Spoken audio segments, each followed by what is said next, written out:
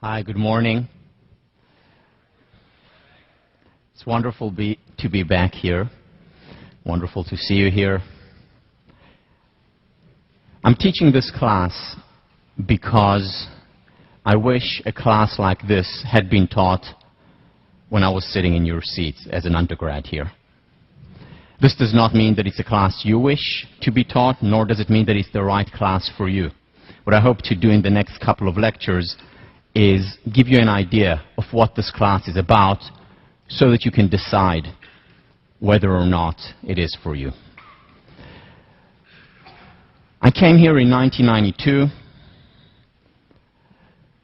and started off as a computer science concentrator and then had a mini epiphany halfway through my sophomore year. I realized that I was in a wonderful place with wonderful students around me, wonderful teachers. I was doing well academically. I was doing well in athletics. I was playing varsity squash at the time. I was doing well socially. Everything was going well, except for the fact that I was unhappy. And I didn't understand why. And it was then, in a matter of moments, that I decided that I had to find out why and become happier.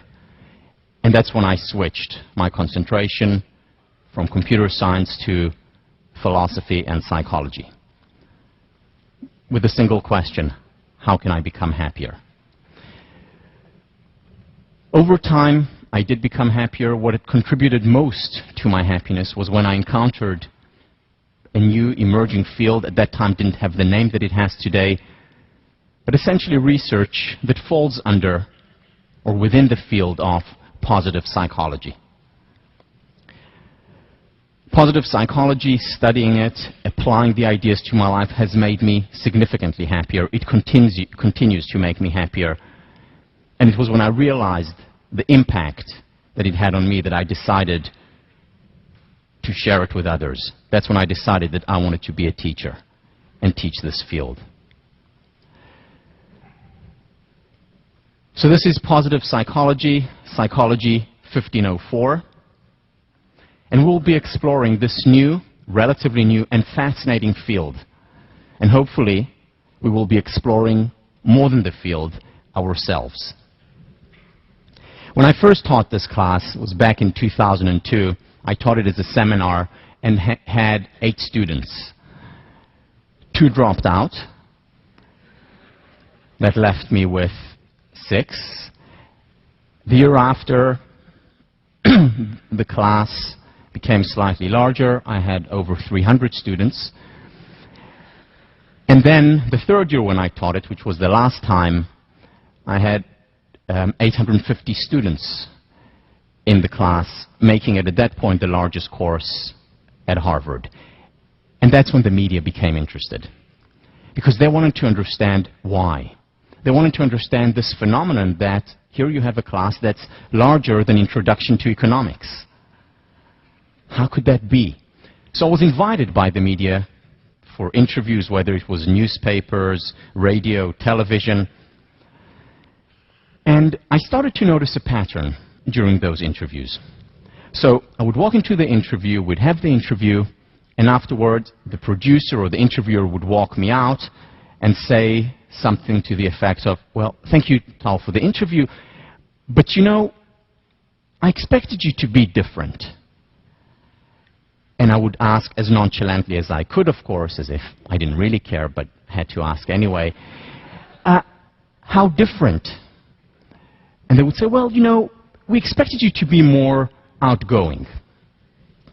Next interview, at the end of the interview, same thing. Thank you for doing the interview, but, you know, Tal, I expected you to be different.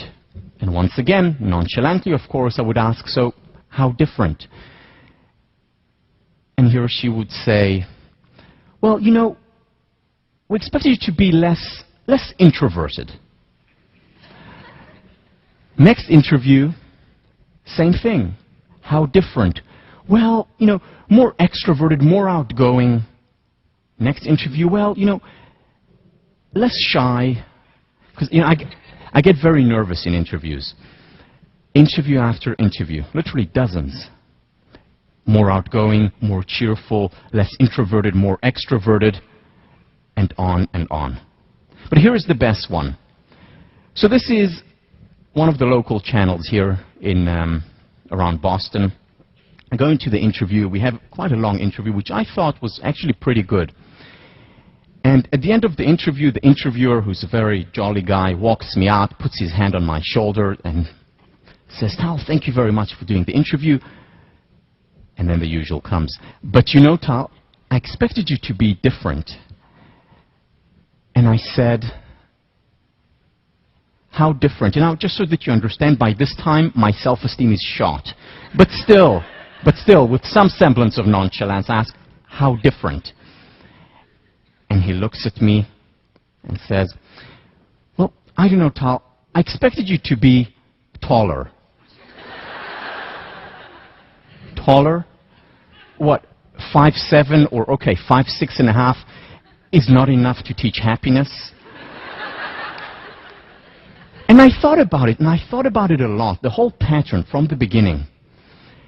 And I think I understand why they expected someone different. You see, they had to explain to themselves, as well as the audience, how come this class is larger than Introduction to Economics? And the way to explain it must be that the teacher is very outgoing, extremely charismatic, very cheerful, an extrovert, and of course, tall. Well, there was one L missing there, but yeah, if only.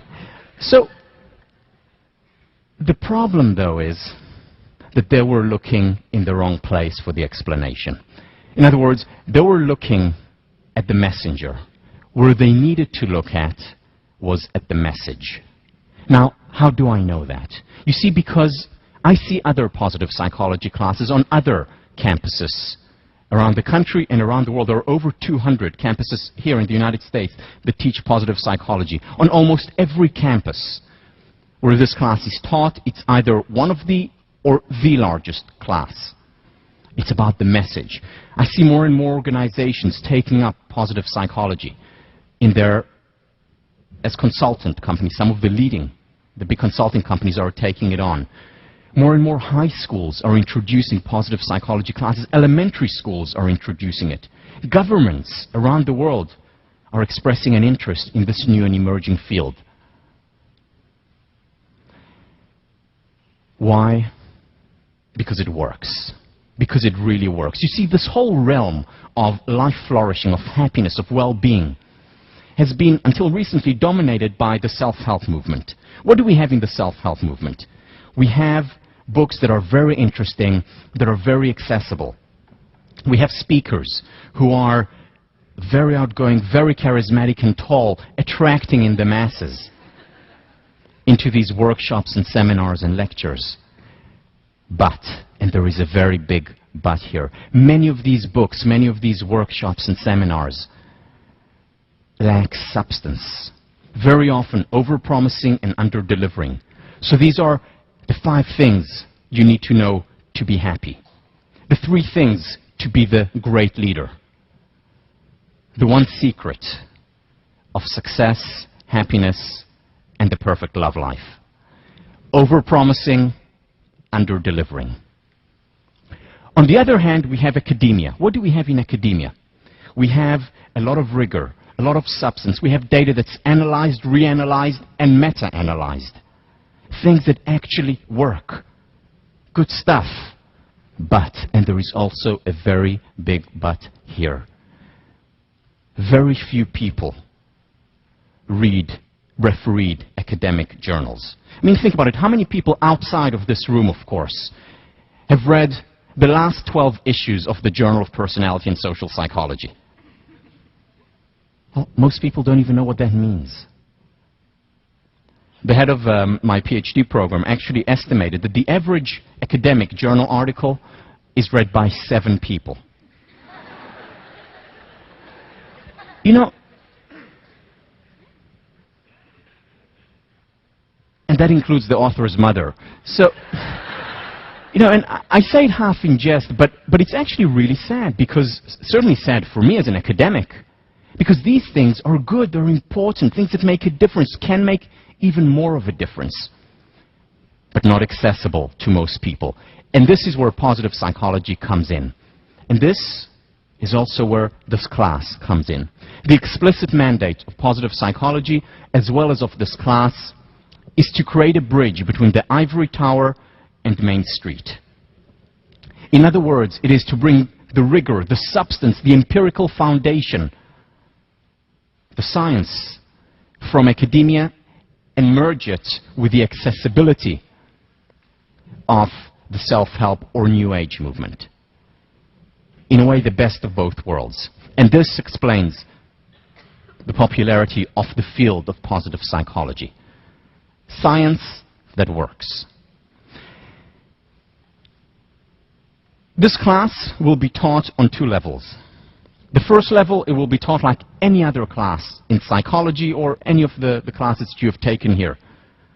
You'll be introduced here to studies, to research, to rigorous academic work. You will be writing a paper, an academic paper. You'll be taking exams, just like every other class.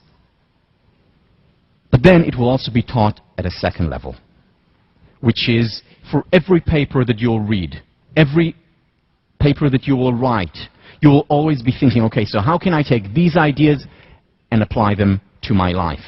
How can I apply them to my relationship? How can I apply them to my community? Two levels, the academic, applied. I did not just introduce, whether it's in the readings or in lectures, ideas just because they're interesting for the sake of the idea. It's always an idea that is both rigorous and can be applied.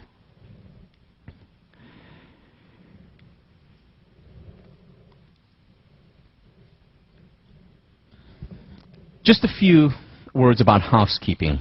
Some of the questions that I've already received from you before the class started. So this, unfortunately, is the last time that I'm teaching positive psychology or any other class for that matter at Harvard. Hopefully, within 2 years, probably not next year, but within 2 years, there will be positive psychology class offered, but I certainly cannot guarantee it. About feedback and questions. If you have any question, if anything is not clear, if you agree or disagree with something, email me or email your TF, and we'll always respond. Sometimes, if the question is asked by enough people, we'll respond to it publicly, always anonymously, unless you specify specifically that your name can be mentioned. But sometimes, you may be listening to a lecture, and then halfway through it, there's an emergency. There is something that you really have to ask, something that cannot wait. In that case, please just put your hand up, because you know it's like when you just have to go to the bathroom, just, you know, can't stop, can't wait, and when you gotta go, you gotta go. So we'll take a positive psychology break for that, and just stop me halfway through, and I'll answer any question. All the PowerPoints, as well as the videos of the classes, will be online, will be available within a couple of days. Well, the PowerPoints will be available before, except for this lecture, will be available before, so that you can use them in class. The videos, unfortunately, cannot be made available before. We tried, couldn't figure it out. So they will be available within a day or two after. And the reason why they're up there, first of all, I do prefer that you attend lecture. I do prefer that you're physically here. You get things in the energy of the room with so many students that you wouldn't get just in front of your computer. But the reason why I do put them up is so that you have an opportunity, if you want to see it again, or if you happen to miss a class, that's perfectly fine. And also because, and this is also the reason why the PowerPoints are always available, I want you to be engaged in the material. I want you to be engaged in whatever it is that we're discussing in class, not necessarily thinking about getting down every word that I say on paper, remembering everything, memorizing everything. I want you to take, rather than passive notes of writing down what it says on the PowerPoint or every word that I say, I'd like you to take active notes. And that means being engaged with the material. For example, if you hear something, an idea that you say, oh, that's interesting, you know, star it, write it down. Or, okay, I think I'm going to start applying this. Write it down. Or, I want to tell my mom about this later. Or I want to talk to my roommates or my team about this idea. Write it down. Active note-taking as opposed to passive note-taking for two reasons. First of all, as I said, this class is a class about making a difference in people's lives. I would not be teaching the class just for its academic beauty, though there is a lot of academic beauty in this field. So write down if you have ideas that you think you can apply. The second reason why we should do that is because it's more, you'll remember more. Better retention, better understanding of the material if you're actively engaged as opposed to just taking down passive notes.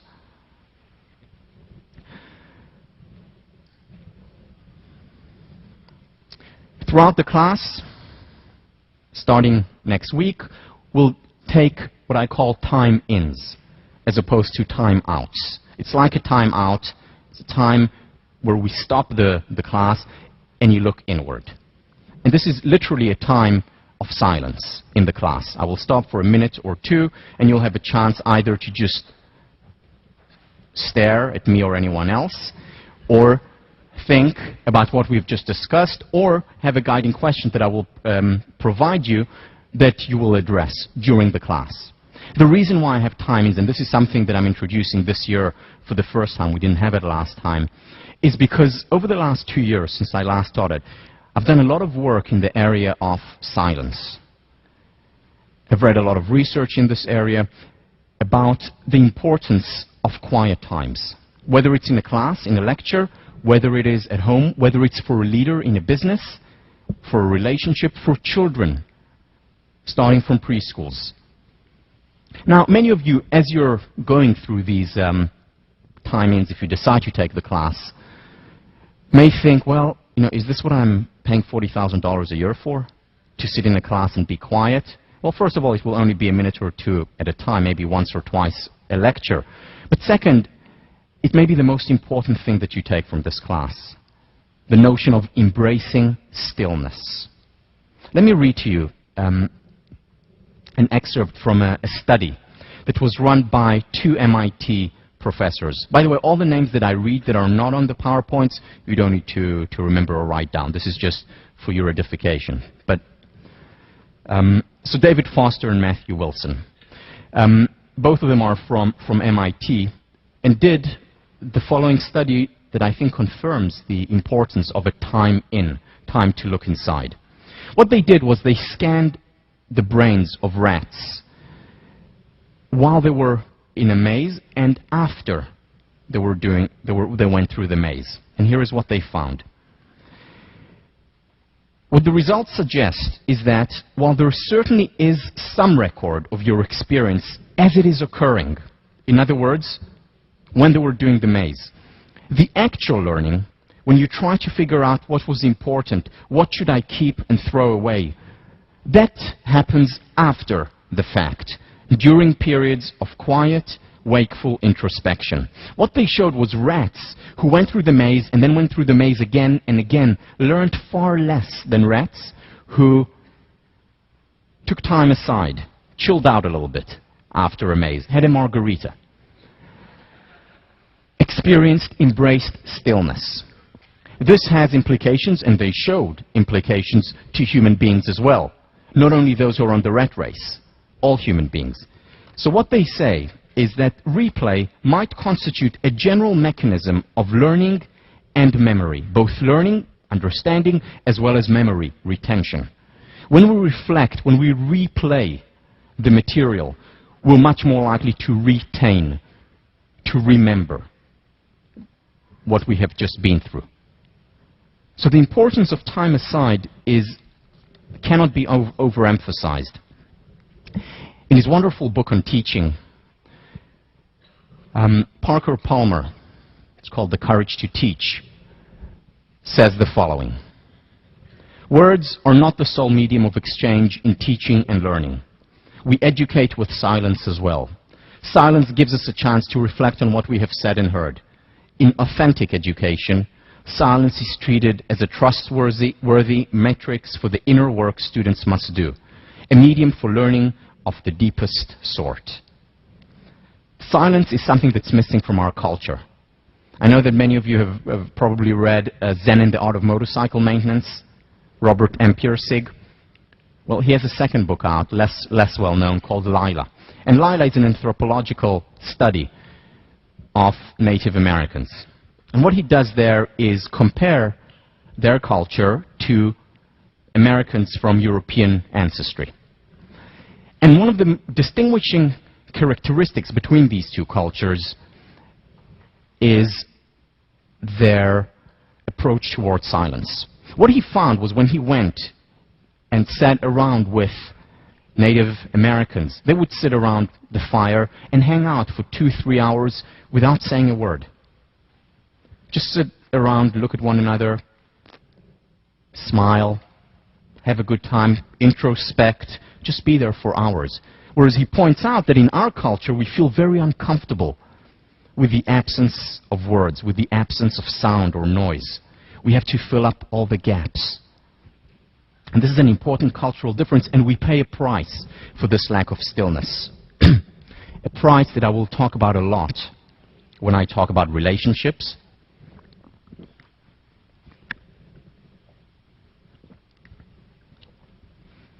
when I talk about virtue and morality, and when we talk about happiness and well-being in general.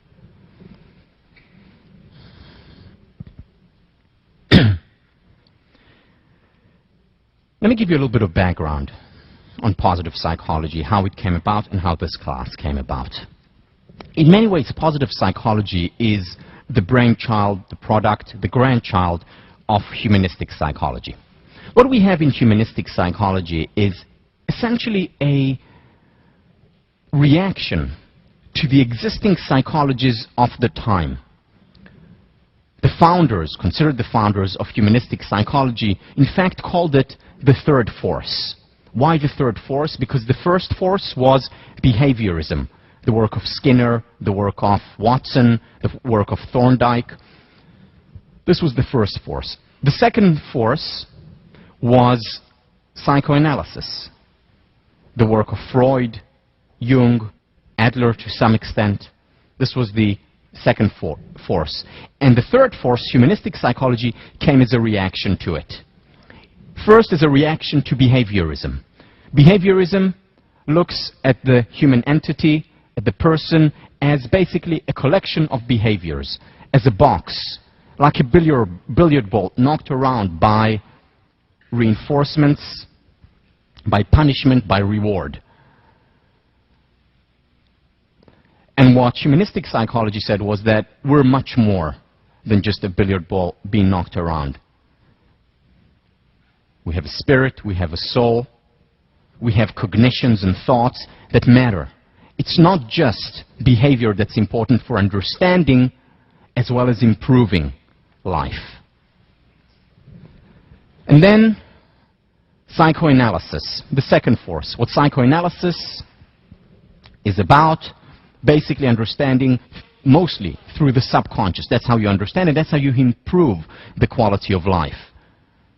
There are defense mechanisms, there are biological instincts, neuroses, and if we understand these very often dark forces, we're better able to handle and deal with life, understand as well as improve the quality of life. Humanistic psychology says a human being is much more than that, much more than biological instincts, much more than neuroses, much more than a person who exists in a Newtonian reality, like a billiard ball. We need to value much more the human being. We need to give much more dignity and freedom to the person. There was a problem. The problem was with humanistic psychology is that it lacked the rigorous methodology. While it brought in many wonderful ideas, talked about the study of well-being, talked about the study of optimism, of kindness, of morality, of virtue, of love, relationships, of peak experiences, of self-actualization, of empathy, all these wonderful concepts that we'll talk about throughout the semester, it wasn't as rigorous about its epistemology, about how we form ideas and how we learn. And that's why, in many ways, largely, not completely, but it largely morphed into the self-help movement.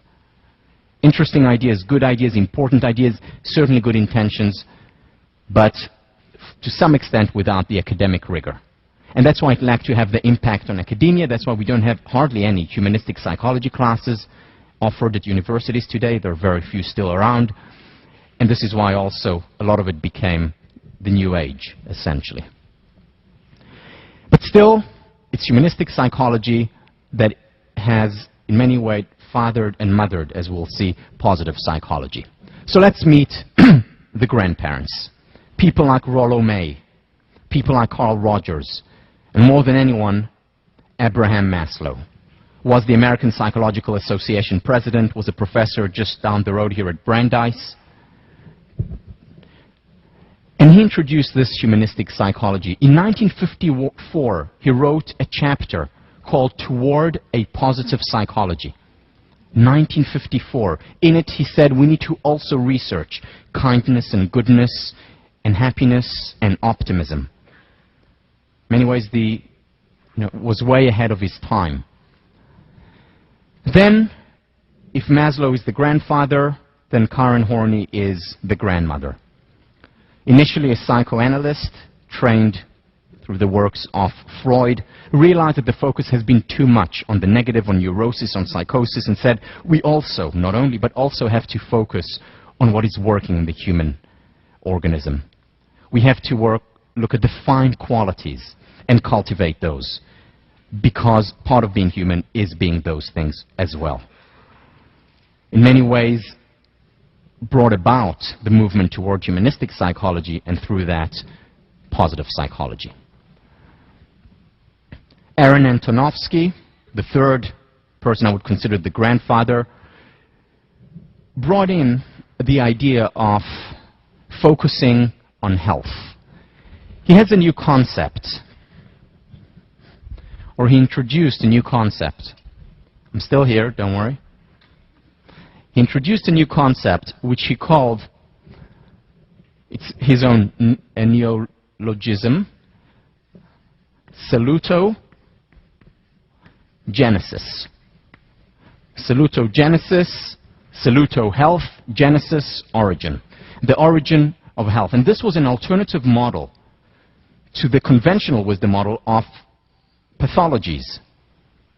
So instead of just studying pathologies, whether it's in physical health or psychological health, we should also study the origin of health.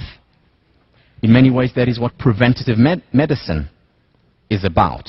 So this was a novel idea back in the 1970s when he introduced it. And we'll talk a lot about Aaron Antonovsky. Now the parents. Marty Seligman, considered the father of the positive psychology network of scholars, started the field in 1998. Like Maslow, he too was the president of the American Psychological Association, and as his mandate during his presidency, he had two aims. The first aim, to make academic psychology more accessible. In other words, bridge Ivory Tower and Main Street. This was the first aim of his presidency. The second aim was to introduce a positive psychology, a psychology that will look at also things that work, that will not just study depression, anxiety, schizophrenia, or neurosis. A psychology, a network of scholars who will focus on love, relationship, self-esteem, motivation, resilience, and well-being. And he introduced these ideas, and it's all been literally uphill from then. Before Marty Seligman, this happened all in 1998, and we'll talk about it a little bit more next time. This all happened in 1998. Long before 1998, our very own Professor Alan Langer did research in all these areas, bringing the humanistic spirit and combining it with the academic scientific rigor. We're going to be talking probably more than about any other scholar about her work in this class. And another person from Harvard, one of the parents of positive psychology, was Philip Stone, who passed away 2 years ago, yesterday. Both Langer and Stone were my thesis advisors, introduced me to the field of positive psychology, into this research. In 1998, when they had the first Positive Psychology Summit, Professor Stone took me along with him. I was his graduate student. In 1999, he taught the first positive psychology class at Harvard, one of the first in the world. I was his teaching fellow. A couple of years later, he taught it again. Again, I was his teaching fellow. And then, when I graduated, he suggested that I take over his class. And here we are today.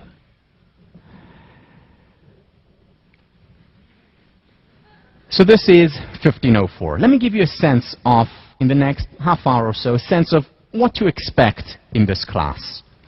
The first thing is that this class is not just about information. It is also explicitly about transformation. What do I mean by that? You see, most of education today is about information. What is information? So we have a container, which is our mind, and information is about taking data, taking science, taking information, and putting it inside the form. That is information. Now, when this form is filled, that's when we're educated. More information, more data, better. Not enough.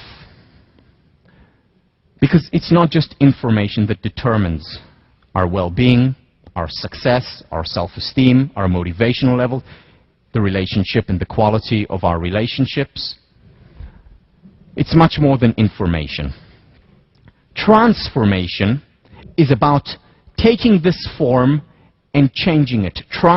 Change, form, shape. Change the form. This is transformation. This is a distinction that I learned first from at school Professor Robert Keegan, who talks about this.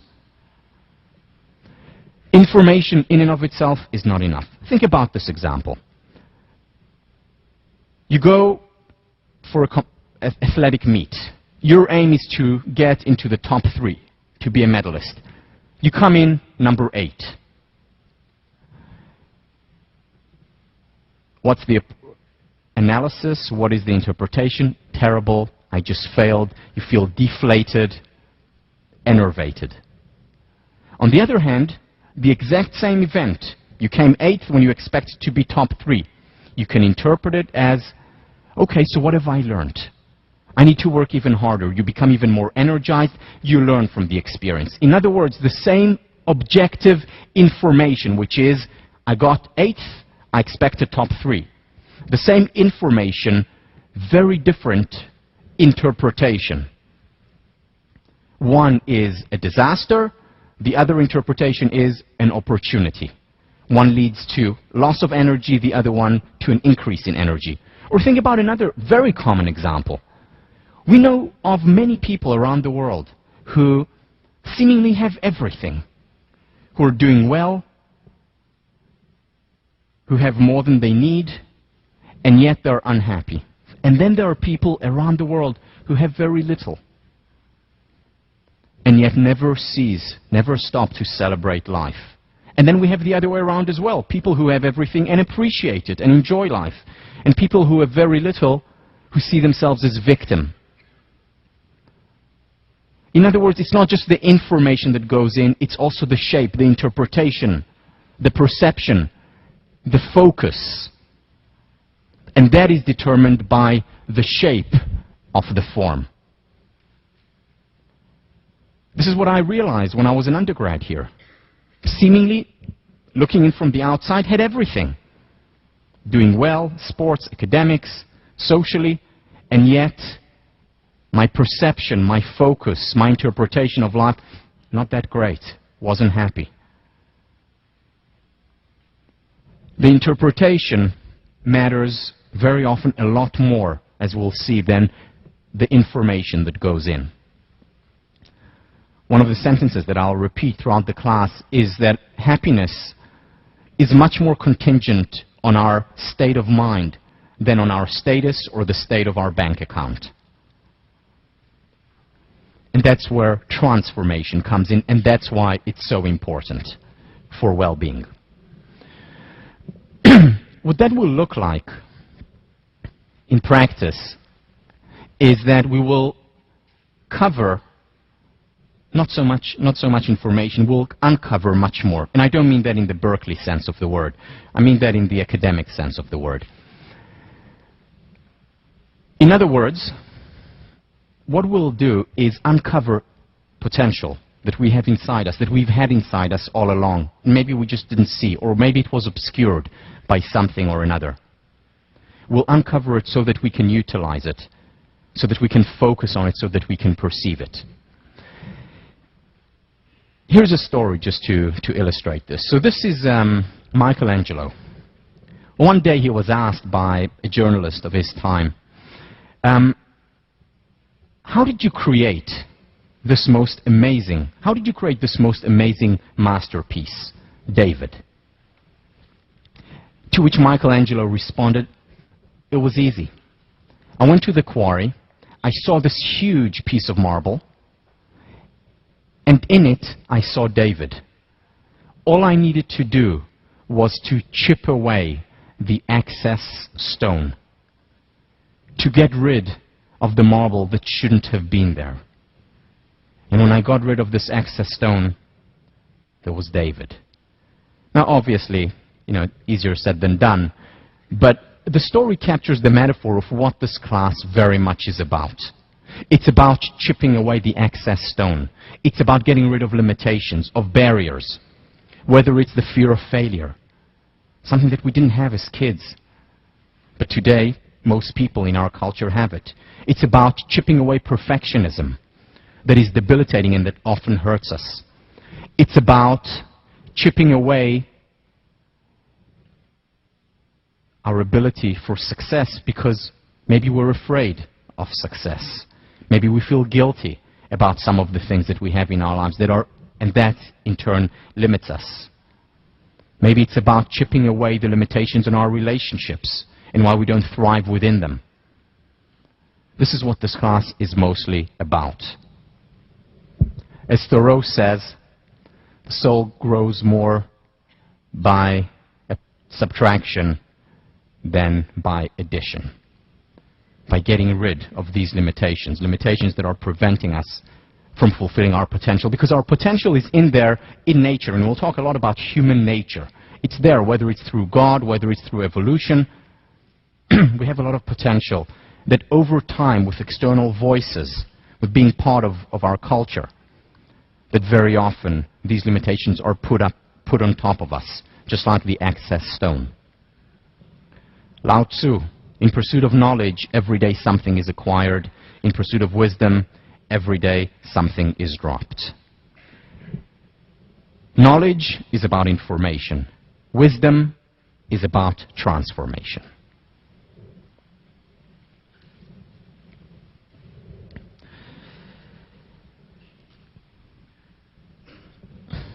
I was recently interviewed for a newsletter on coaching before a large conference on the topic. And the interviewer asked me, so what tips, what tools can you give from positive psychology? So I talked about some of the quote-unquote greatest hits. The importance of gratitude, the importance of physical exercise. I talked about the importance of spending time on our relationships, about taking time aside and simplifying, and so on and so on. And as I was going through my long list, she stopped me and she said, this is all good, important stuff, I know, but our readers already know that. I'm looking for the wow factor. Come on, surprise me. What can you tell our readers? And I thought about this question for a minute, and I realized that There is no wow. And I told her that. You know, if there is a wow, the wow is that there is no wow. That's it. You see, because the overnight transformation emperor, the emperor of quick fixes, has no clothes. Doesn't exist. It's over-promising and under-delivering. You know, a good life, a fulfilling life, a rich life includes ups and downs, includes pain and getting up again. It includes failure and getting up again. It includes success and celebrating it. Victories and losses, ups and downs, as we'll talk about next week. It's not about this one secret, one wow to the good life. And many of the things that you will learn in this class, you would have heard of before. Probably nothing new to you. You already know it inside of you. And you're going to say, well, this is common sense. And yes, a lot of it is common sense. However, as Voltaire once said, common sense is not that common. And this especially applies to application. So the aim of this class is to make common sense more common, especially in the realm of application.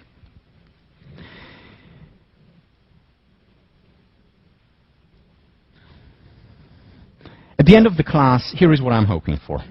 At the end of the class, if you decide to take it, at the end of the semester, I don't think, and I'm not expecting you to come and tell me, wow, Tal, thank you for teaching me so many new things. That's not what I'm expecting. I don't think that is what will happen. What I hope will happen is for you to come and say, rather than thank you for teaching me something new, you would say, thank you for reminding me of something that I've already known. And this is what the class is about. It's a constant reminder, twice a week. A constant reminder of what you already know, of what is inside you, the David that is inside you. And what this class will hopefully do is help you to chip away some of these limitations, whether it's cognitive limitations that prevent you from seeing what you already knew, emotional limitations that are preventing you from deriving the benefits of what you already know, or behavioral limitations. The ABC, affect, behavior, and cognition, that we'll talk about during the change week. It's about making common sense more common. Information in and of itself is simply not enough. It's not enough, and what we need in addition to our information highway is a transformation highway. Transformation highway or transformation back roads to counter the fast increasing pace, because as we'll talk about next time, rates of depression are on the rise, rates of anxiety are on the rise, not just in this country, globally. It's literally a global epidemic. And to deal with it, more information will just not do, just not enough. Here is Archibald MacLeish, who was a poet, was a Harvard professor. What is wrong is not the great discoveries of science. Information is always better than ignorance, no matter what information or what ignorance. What is wrong is the belief behind the information, the belief that information will change the world. It won't. Just adding and filling up our containers with more and more stuff, more and more information, more and more data, it's just not enough. We need more than that. This class will take the humanistic approach. And let me read you a quick excerpt by Abraham Maslow, who talks about this approach. If one took a course or picked up a book on the psychology of learning, most of it, in my opinion, would be beside the point. That is, beside the humanistic point. Most of it would present learning as the acquisition of associations, of skills and capacities that are external and not intrinsic to the human character, to the human personality, to the person himself. External refers to information. Internal refers to the transformation, the changing of the form. And when we talk about transformation, I actually mean it quite literally. Changing of the form, changing of the brain, as we'll talk about when we talk about meditation, for instance. Our brain today can actually, we know that our brain today can actually change. And through fMRI studies since 1998, a new concept came up, which is neurogenesis or neuroplasticity, meaning our brain actually changes, transforms, changes its form throughout our life. So I don't just mean it metaphorically, I also very often mean it literally. Abraham Maslow continues, humanistic philosophy offers a new conception of learning, of teaching, and of education. Stated simply, such a concept holds that the function of education, the goal of education, the human goal, the humanistic goal, the goal so far as human beings are concerned, is ultimately the self-actualization of a person, the becoming fully human, the development of the fullest height that the human species can stand up to or that the particular individual can come to. In a less technical way, it is helping the person to become the best that he is able to become. And this was before the ad came out for the army. Right? Be all you can be. This is what the class is about. It's the humanistic approach. It's about fulfilling our potential, chipping away those limitations.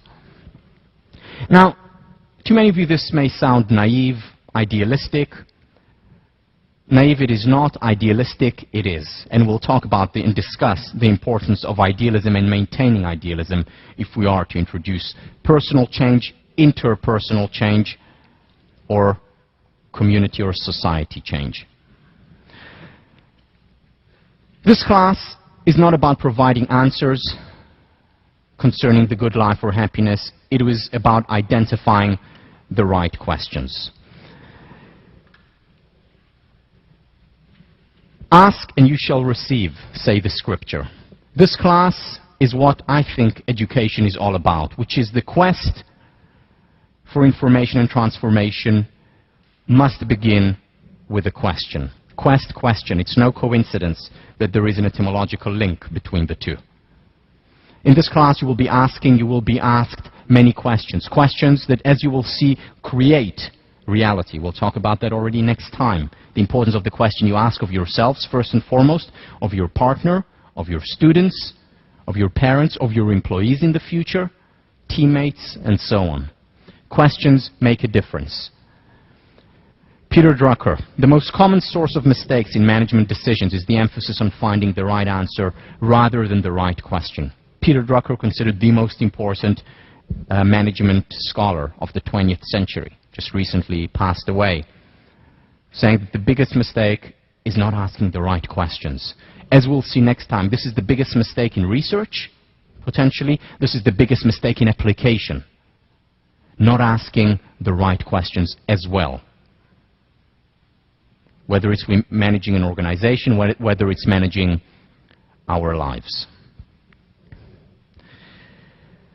Now, when I say that questions are important and that answers matter less, I'm not coming from a point of relativism. I'm not a relativist. I think that there are, to some questions, definitive answers that are important to know. However, what I'm saying is that it's important, no less important, to focus on questions when it comes to education. The educator Neil Postman once said that kids enter schools as question marks and they leave as periods. My hope in this class is to bring up many more question marks than periods. Once again, it's about chipping away the excess stone, because as kids, we're always asking questions, we're always curious. Let me show you a quick excerpt from a video of one of my favorite psychologists, well, actually he's a comedian, Seinfeld. Here he is talking about, and we'll watch a lot of excerpts throughout the semester, talking about what we were like as kids. Is this in your way? So the first couple of years I made my own costumes, which of course sucked. The ghost, the hobo, no good. Then finally, third year, begging the parents, got the Superman Halloween costume, not surprisingly. Cardboard box, cellophane top, mask included. Remember the rubber band on the back of that mask? That was a quality item there, wasn't it? That was good for about 10 seconds before it snapped out of that cheap little staple they put it in there with. You go to your first house, trick or snap, it broke, I don't believe it. Wait up, you guys, I gotta fix it. Hey, wait up! Wait up! That's what kids say, they don't say wait. They say, wait up! Hey, wait up! Because when you're little, your life is up, the future is up, everything you want is up. Wait up, hold up, shut up. Mom, I'll clean up, let me stay up. Parents, of course, are just the opposite. Everything is down, just calm down.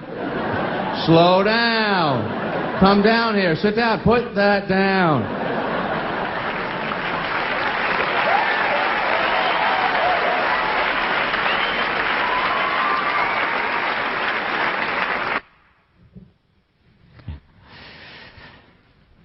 So again, this curiosity, this looking up, this opening up, as opposed to closing down that kids have, this notion, this is what I hope will happen in this class. The one real object of education is to leave a man in the condition of continually asking questions.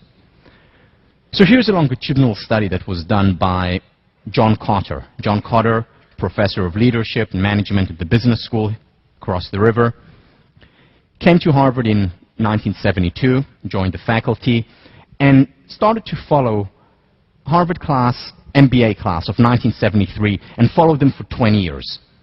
And what he was interested in was to find out all the information that he could about this class. What he found 20 years later, early 90s, when the study ended, was that these students were ex-students were extremely successful, very wealthy, having a lot of impact, whether it's on their organization, the community, did extremely well. But within the large group of highly successful Harvard MBAs, he found a small group that was extraordinarily successful, more successful than the rest of the group, whether it's in terms of income, whether it's in terms of impact, whether it's in terms of overall quality of life. Extraordinarily successful. And what he wanted to identify was why. What distinguishes this small group from the rest of the pack? Very successful, but not quite as successful as that small group. And he found only two things. It was not their IQs that made no difference whatsoever to their long-term success. It was not where they came from, pre-MBA, what they did, had nothing to do with it. Two things alone mattered in terms of determining who will be the extraordinarily successful and the rest. The first thing was that the extraordinarily successful groups really believed in themselves. They thought they could do well. They were driven. They were motivated. And we'll talk about that in future lecture as beliefs are self-fulfilling prophecies. They thought, I'm going to make it. I'm going to succeed. That's the first thing, this sense of confidence. The second thing that he found was that this group,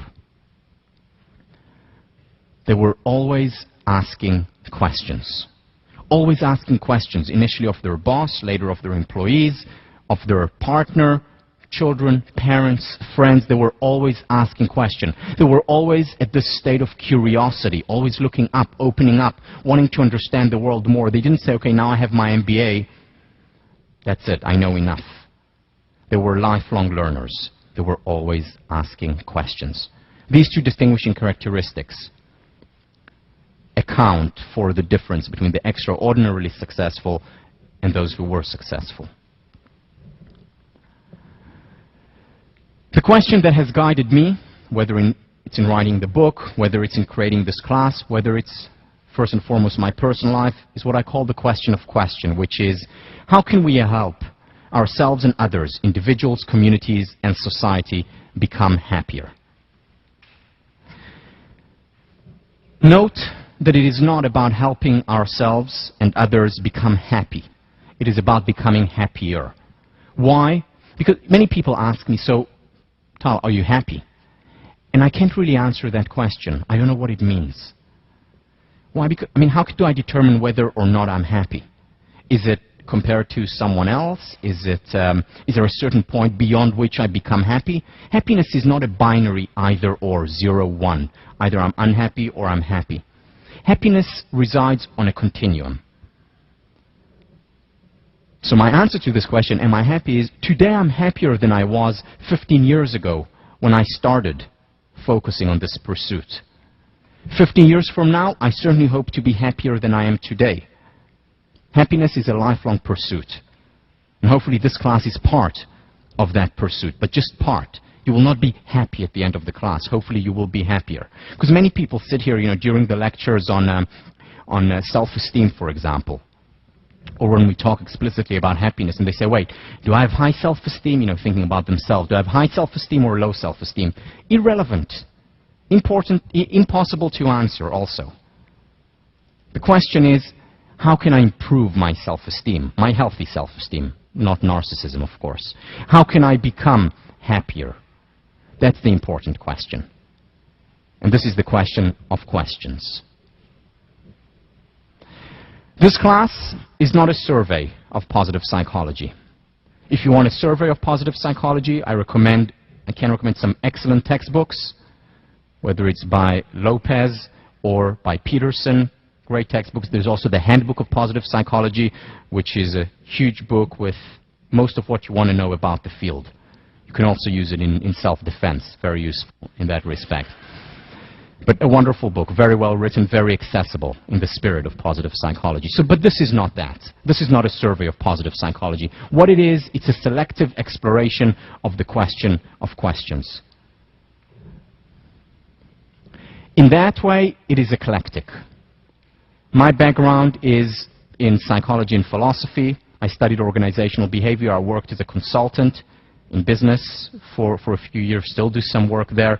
I worked in the field of education, do a lot of work in the field of education, and I take from all these areas. I also draw on, not just on positive psychology, I draw on clinical psychology in this class, I draw on cognitive psychology, social psychology, and so on. It's an eclectic class because my guiding question was, what would contribute to happiness? And if something within psychopathology I felt could contribute to our well-being, I took that and used that. If something from the field of consulting and organizational behavior contributes, that became part of the class.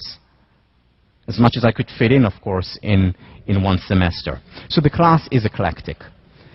The class is not cross-cultural. I will bring in ideas from Eastern thought. I lived in Asia for a few years, worked there, studied and continue to study the Eastern philosophies and psychologies, but my training primarily is in Western psychology, and the focus of the class will be that. However, that doesn't mean that positive psychology doesn't apply to people from different places in the world. Now, there was recently a meeting between senior scientists, psychologists from the West, people like Paul Ekman, Richie Davidson, some of the most important minds in the field of psychology, meeting with the Dalai Lama and some of his monks. And they were talking about the future of psychology, about research and how can you research meditation and so on. And one of the things that they were talking a lot about is cross-cultural differences. And when that came up, the Dalai Lama suddenly seemed uneasy. And when Daniel Goleman, who was writing about this whole event, which was held in India, asked him, what's wrong? The Dalai Lama said that he was not comfortable with talking and emphasizing so much cultural differences. Now, you can say many things about the Dalai Lama. One thing you cannot say about him is that he's culturally insensitive. Arguably, one of the most sensitive people alive.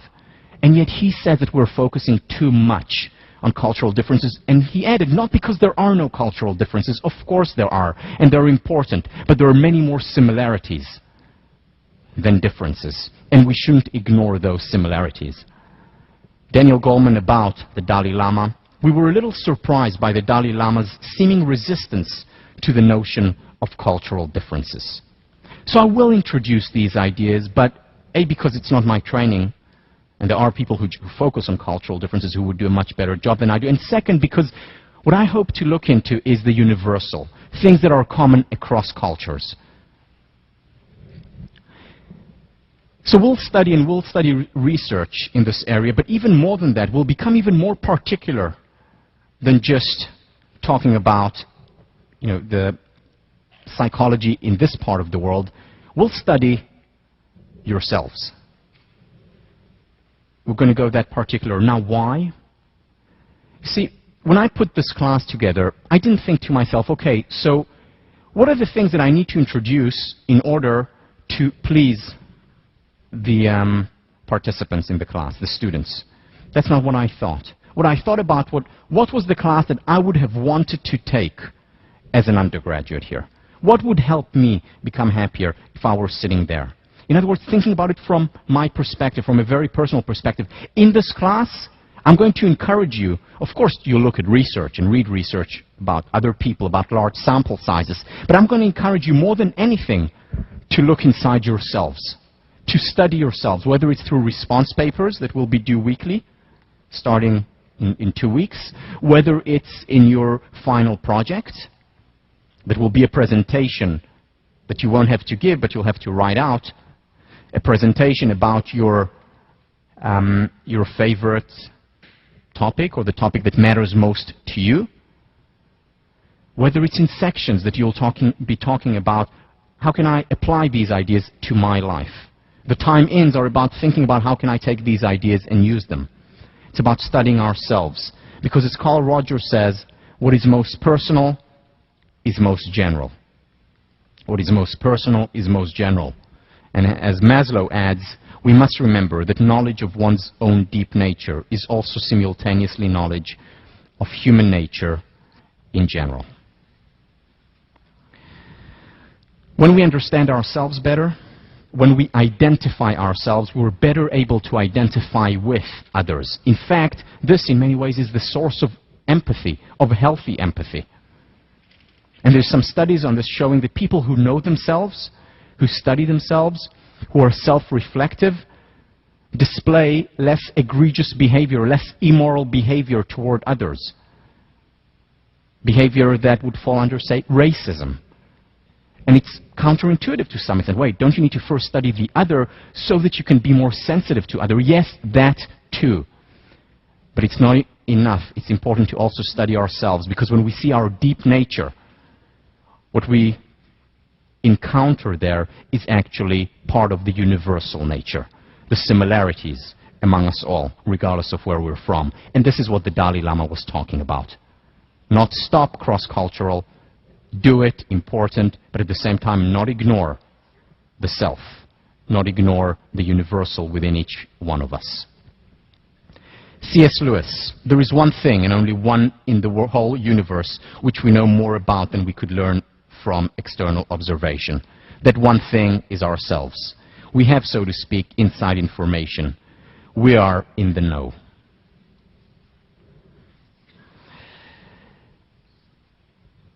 Now, there are, of course, biases when we study ourselves, which is why it's not enough to just study the self. It's important to counter it, to add to it academic work, studying others. And that's why we will do some research, or study research, as well as do some searching inside us. Both are important. We shouldn't, just because there are biases and mistakes that are potentially can be made, it doesn't mean we need to throw out the baby with the bathwater and stop studying ourselves. So we'll do that, or rather you will do that, probably more than in any other class on campus. Finally, this may be news to you, but this is not English 10A or Math 55.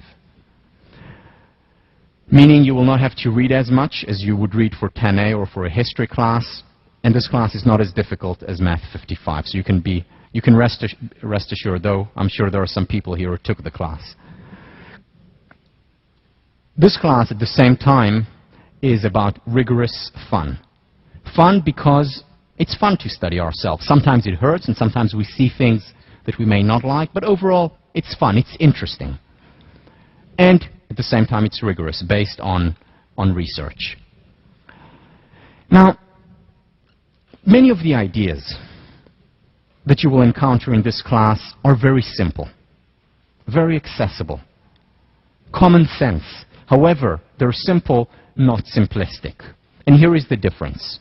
Here is the difference. See,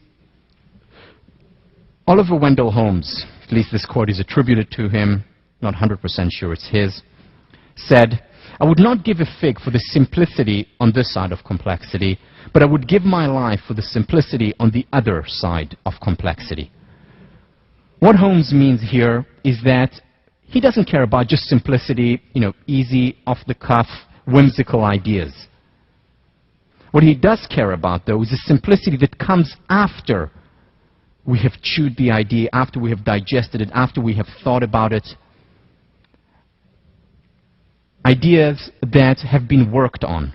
And if on the other side of complexity we can reach simplicity and common sense, that's great. That's what he is interested in. That is also what positive psychologist researchers, whom we'll discuss throughout the semester, are interested in. The simplicity on the other side of complexity. And there's a very big difference between these two kinds of simplicities, even though, on the face of it, they may, at times, look similar.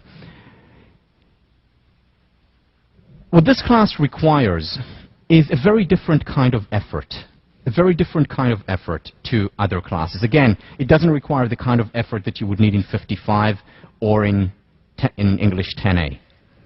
The kind of effort that it does require is the effort of application, of applying it to your lives, of introducing behavioral, actual change to your life.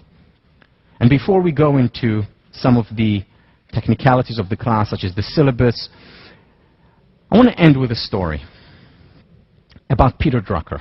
Peter Drucker, whom I quoted earlier, father of the study of management in modern times. Peter Drucker lived to the grand old age of 94, passed away just a couple of years ago, and toward the end of his life, while he was still 100% lucid, it was more difficult for him to be mobile and to go into organizations. So what he did was invite people who wanted consulting from him, wanted to learn from him, would come to his home. And he had presidents and prime ministers of countries, he had CEOs of Fortune 500 companies come and spend the weekend with him. And on Friday, this is how he would start every session with every world leader. Whether in business, whether in non-for-profit, whether in politics. He would say to them the following: on Monday, I don't want you to call me up and tell me how wonderful it was, meaning how wonderful the weekend was. On Monday, I want you to call me up and tell me what you're doing differently. At the end of the semester, or at the end of a lecture, if you enjoyed it, by all means, tell me that you enjoyed it, that it was fun. But more important, it is what you're doing differently.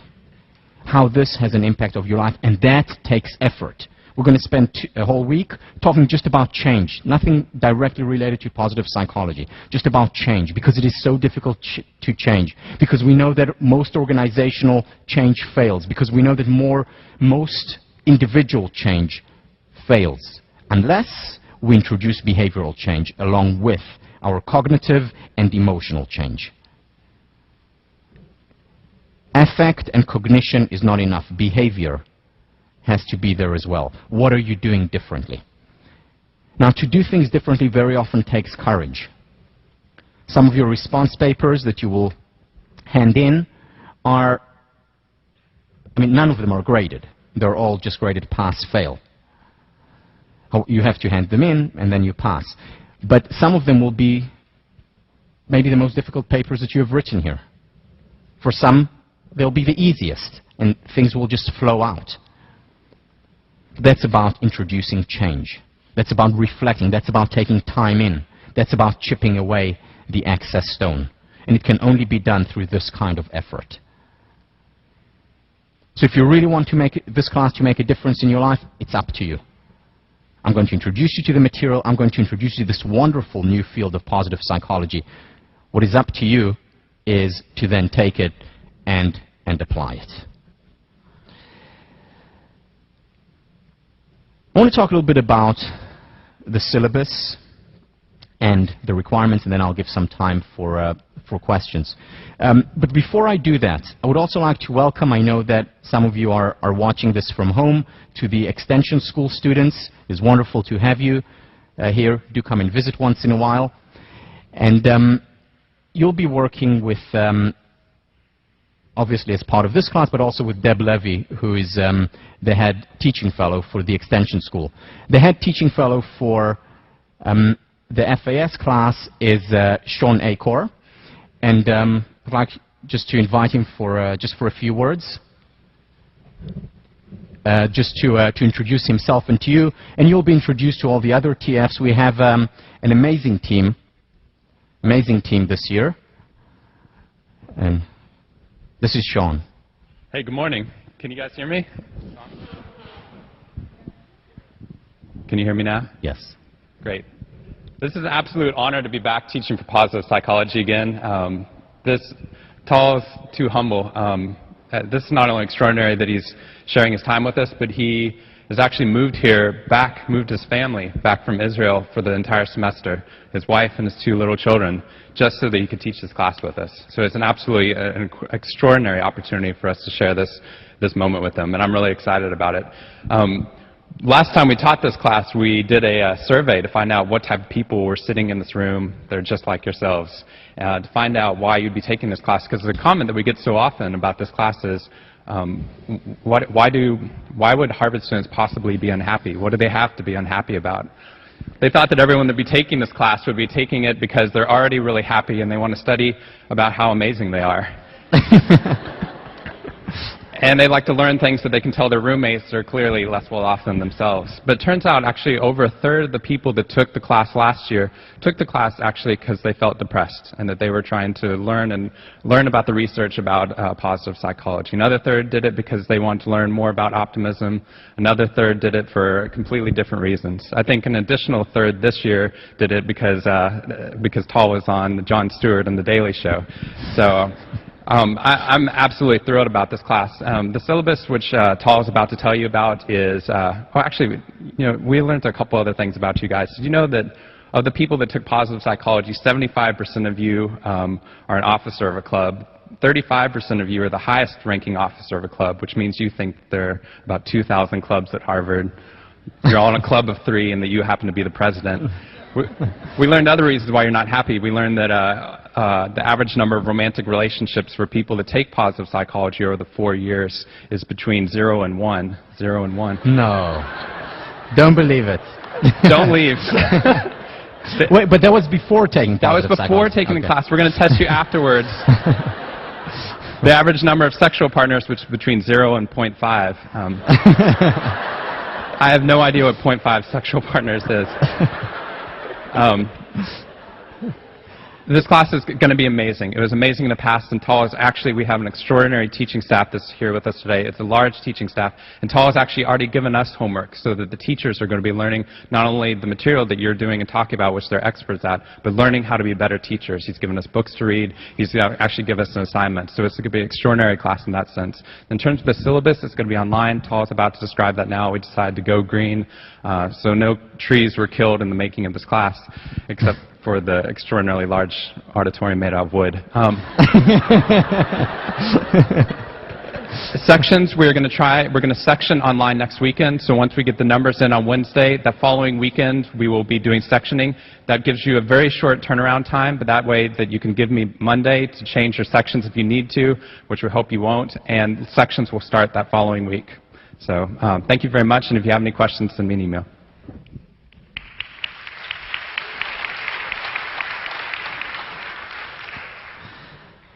Okay, so I don't think I'll have to explain to you why. There's one lecture in the semester that I don't teach, and Sean will teach it, and that is the lecture on humor. Figure out why yourselves. I do think you have to walk your talk if you're teaching something. The syllabus. The class, pedagogically, just to introduce you to my thinking about the class, is what I call an integrated class. What that means is that it's integrated vertically as well as horizontally. Vertically, it means that every class is connected to the next class, is connected to every class throughout the semester, around a spiral. So what we talk about next week, we'll revisit again in lesson 7, lesson 17, and lesson 24. Everything is interconnected, only at a higher level of the spiral. In other words, will lead to deeper understanding and hopefully assimilation of the material. So it's vertically interconnected. It's also horizontally interconnected.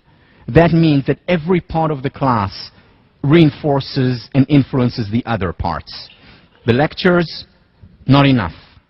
You'll get a lot more in sections. Sections are mandatory. You'll do a lot of work in your sections, very much related to what your response papers that many students claim are the most important part of the class, because that's where you get to time in. That's when you really get to chip away.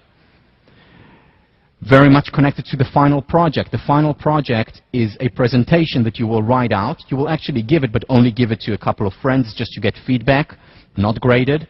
On that part, the final project is graded as a final paper, but just what you hand in, what you submit.